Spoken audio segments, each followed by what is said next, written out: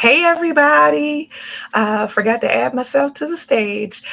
This is Senator Angela Williams Graves, your Norfolk Senator representing the 21st Senatorial District in the Commonwealth of Virginia, and we are doing good work on your behalf.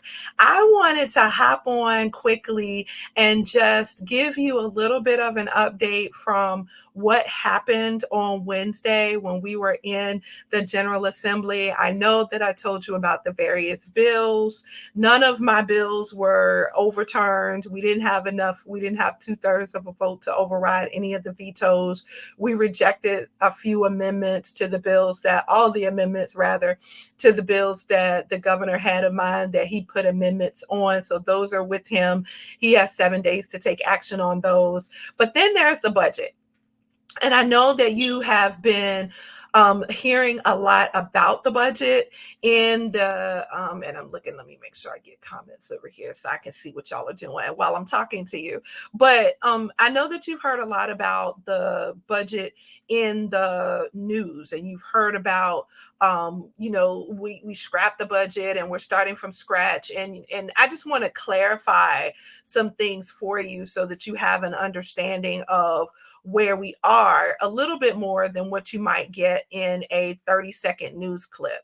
And so here's the deal. Remember when I told you that when the governor puts out his budget at the beginning, it is a proposal, right? It's a proposal.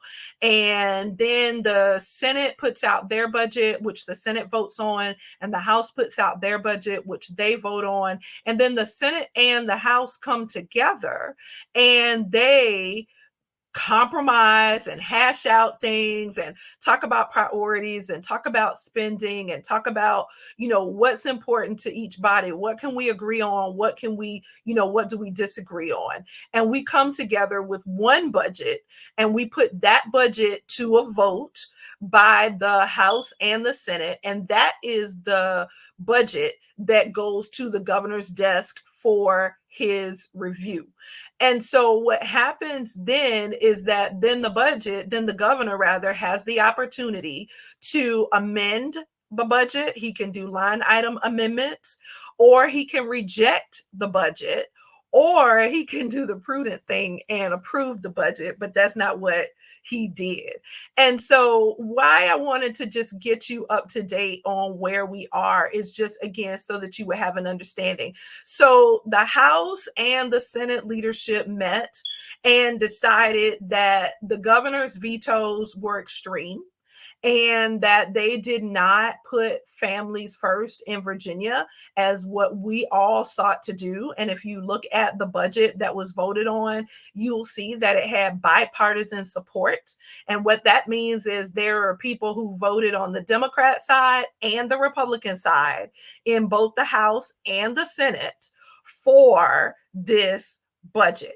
And so when you have that bipartisan support, usually that is a clear sign to the governor that this is something that works for everyone. And so while everyone doesn't get what they want, they never do. I don't care if we have the Senate, the House, and the governor's mansion.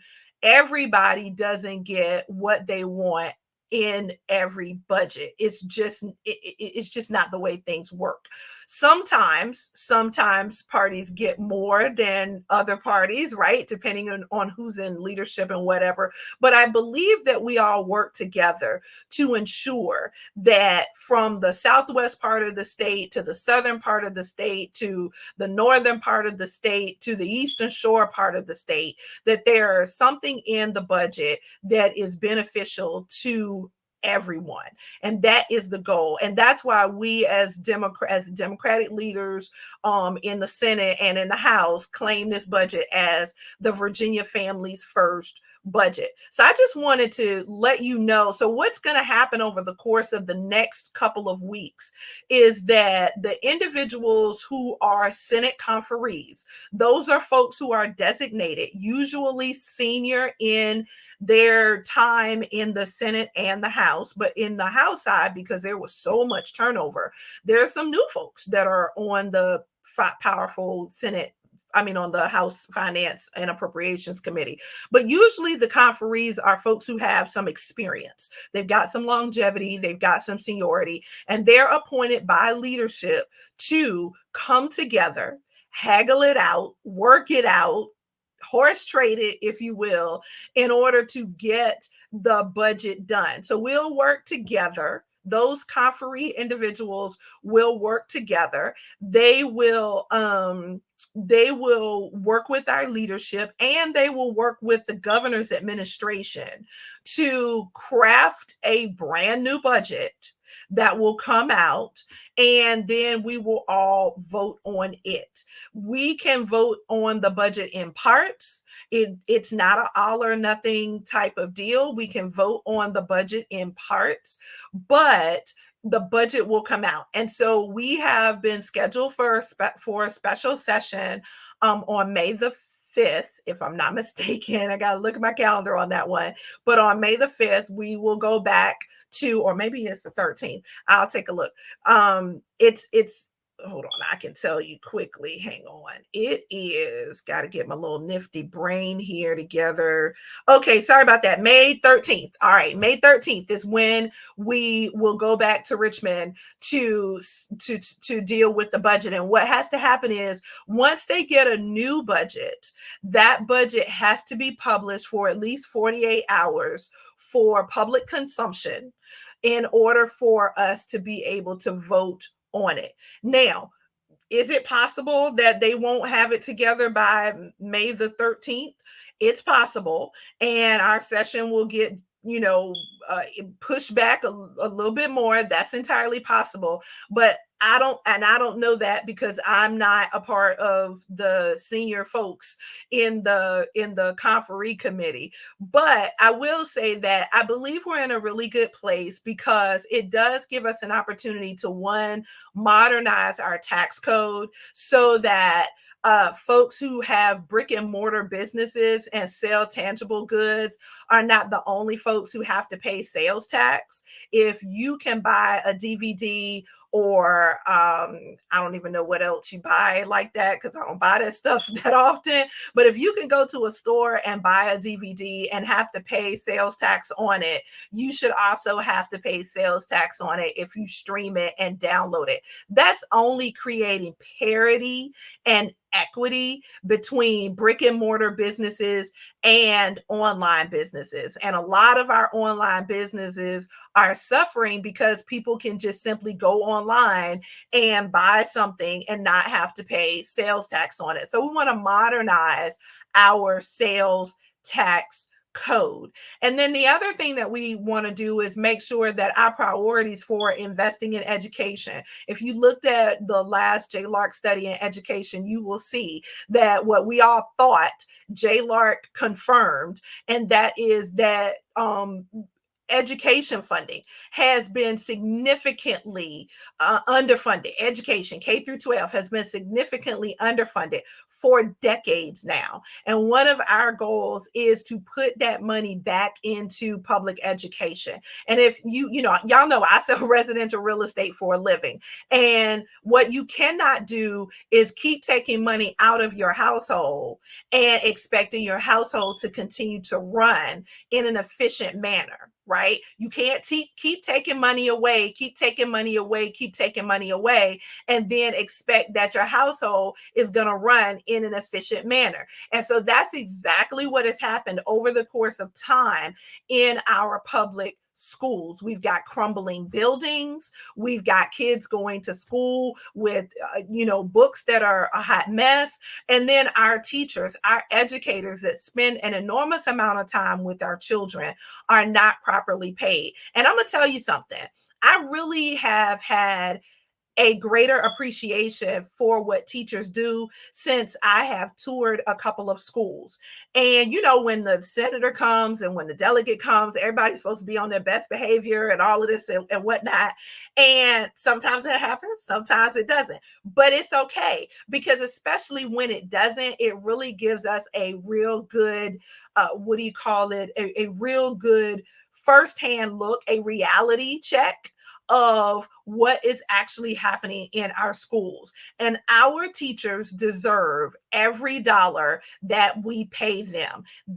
My mother was a school teacher, and she taught school back when you could still paddle the children. Yep, let that sink in. When you could still paddle the children, all right, with a ruler, and you could actually paddle them. That was a long time ago, okay? And this is not my mama's classroom, okay? I always like to say, this is not your grandmama's classroom. This is not even my mama's classroom. What these teachers are dealing with in the classrooms today. And so I believe that our teachers are worth every penny that we pay them and more. And we are working very diligently to be able to get their pay up to the national average. We are working very diligently to get them to a place where they don't have to work a second job in order to make ends meet, because they are dealing with not only today's children, but they're also dealing with, they're training and educating tomorrow's future. And so that's one of the things that is very important to us in terms of putting money into the budget for teacher pay raises, 3% in this coming fiscal year and 3% in the next fiscal year. The other piece is we have a priority on higher education with an emphasis on HBCU funding. We also have a priority on funding those schools that are Title I and high poverty areas, to make sure that they have the resources that they need so our children stay on task. You know that they talk about how children is a school to prison pipeline. When we don't make sure that our children are reading and comprehending on school level, I think it's by the third grade. And so we are doing a disservice to our children when we send them to school, but we don't give the schools the resources that they need in order to be able to educate them. Or when we send them to schools and the schools are falling down around them. And I'm gonna tell you, we came really close to overturning the governor's veto in the school modernization bill that would have allowed for a referendum for localities to take a 1% tax increase strictly for the construction of schools. It wasn't a tax increase. It was simply allow localities to have a referendum and let the voters say, if you're going to tax me more, then yes, I'll agree to it if it goes to school construction funding. All right. Or no, I don't agree with it. Y'all have enough money, figure out something else. I don't want to have to be taxed more. So it would have given the voters a choice. And we lost that override by one vote. And we were all very, very sad that we lost that override by one vote. But it would have been a referendum, and it would have allowed for the school construction. So that override, that veto stands as it is now, and we'll just have to bring it back next year. Hey, look, I'm gonna tell y'all something. I believe that if you were smart enough to vote for me, that you're smart enough to vote however which way you feel on referendums, right? Do you want it? Don't you want it? And you get to tell us whether you do want it or whether you don't want it. And I want you to understand that when people say raising the taxes by a penny or whatever it is, that money is to pay for the debt service. That is not money to pay for the actual construction of the school. Okay, understand that. So schools are expensive to build, right? Multiple $1 million constructions. They're expensive to build, and so then we get bonds. Bonds is like a credit card. Okay, so we open up a new line of credit. We get a bond to cover the cost of building the school. Okay. And so we get this multiple $1 million bond to cover the cost of building the school. We build the school. Well, then we have to pay for it. And the money that is spent would have been collected through this referendum is how we pay for it. So it's like we get a brand new credit card. Okay. We get a raise on our job. All right. And then we take the raise and we pay off the credit card. All right, if that helps you to understand better in a more simplistic manner, because we've all done it. We take out a credit card, we charge some stuff on it, but we didn't get any extra money to pay it back, and then we're strapped, right? And the city can't do that, neither can the school board. So we get a credit card, which is the bond. The option is to raise taxes to be able to pay the bill. Okay, so that's what that bill would have done. Like I said, in the Senate, we lost it by one vote, and I was really disappointed by that, because it was just a referendum. It wasn't a new tax. It was just a referendum to ask you all if that was something that you wanted or that you were comfortable paying. We also have a priority for raises for our state employees. You all know that I worked for the city of Norfolk for a very long time, and I worked in years where we didn't have any raises. We were on a freeze and all that kind of stuff.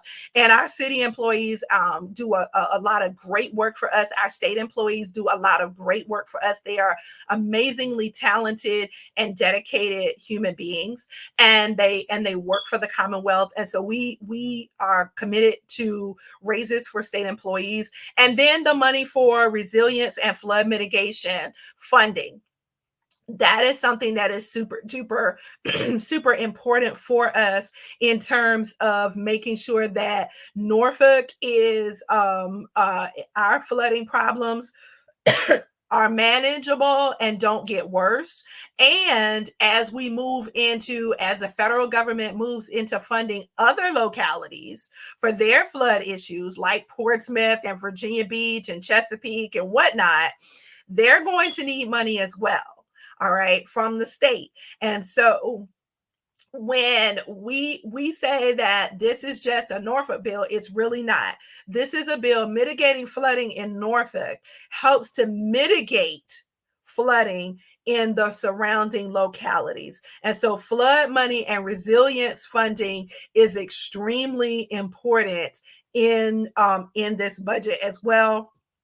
And then lastly, what is near and dear to the President Pro Tem and the chair of Senate Finance and Appropriations is, and mine too, because I paid a toll, it's toll relief, right? It is toll relief for the bad deal that was made some Republican administrations ago that privatized tolls and basically has held us hamstrung for a very long time with this horrible contract. I think it was something like 50 or 60 years. It's just ridiculous. And so there is a lot of money currently in the budget that just got scrapped, in the budget for toll relief for those going from Norfolk to Portsmouth in those tolls. But that's another priority for our residents. So we're not just looking to modernize the tax code and increase revenue, but we're also looking to take that revenue and put it in places where it really makes sense to our residents. It really makes sense to our citizens, and it helps our Virginia families to be able to keep more money in their pocket, to be able to have better resources, and to be able to do more with what they have. So I just wanted to come on and bring you just a little bit of an update so that you knew what was happening in our with our budget. Again, more than the 30 more than the 30-second clip that you would get with the news. Okay, so you're going to get like a 30-second clip with the news, and you'll get that, and there'll be all kinds of whatever's in that. But I wanted to be able to give you a little bit of background just so you had a better understanding. For the record, all our contact information is scrolling across the bottom of the screen there, so that if you have questions, you can ask them. If you have questions, you can reach out to our office. If you need anything, you can reach out to our office. You can go on our website, norfolksenator.com, and then you can follow us. And one of the things that I will do, we'll get it up on Monday. We'll get the budget conferees up for the House and the Senate, and a contact for the governor's office. up on social media on Monday. And you can reach out to the chair of Senate Finance. You in the Senate, you can reach out to the chair of House Appropriations in the House and the conferees and reach out to them and let them know what parts of the budget are important to you, as well as the governor, because government is a three-pronged stool, right? It is not just the House and the Senate, it is also the administration. And so I'm really appreciative that now the administration is showing some willingness to want to work with us and understanding that we are really all in this together. So it's not just the Senate's way, and it's not just the House's way, and it's not just the governor's way. It is a combination of all of us recognizing that those of us who are in the House and in the Senate are really in tune to what is important to our constituents, what the large picture needs are on a macro level, and what the smaller day-to-day needs are on a micro level, and that those things are not just talking points for us. Those things are important to us. So anyway, didn't mean to take up 21 minutes and 27 seconds, but I did want to jump on quickly on this Saturday afternoon and tell you, give you that information. I want to take the opportunity to remind you of our Women's Her Story brunch that is coming up with nope, that's not the one, that's the one, there we go. That's coming up on Saturday, May 18th. We are going to drop 2 more of our panelists that are going to be speaking to us about women of faith in the workplace. So I want to make sure you get your early bird tickets. Early bird tickets are $40 through the end of the month. I promise you that what we're going to have is good food. Y'all know I love good food. I don't want a good event with bad food is a bad event as far as I'm concerned. So I want to make sure you get good food. Then we are crafting a good event. All right. So that's a win-win. And we're going to give you good information. We're going to have a good time. We're going to fellowship. We're going to network. You're going to meet some new people. And bring your daughters. There's an option for a $30 ticket for additional guests. We had last year and the year before, women brought their daughters.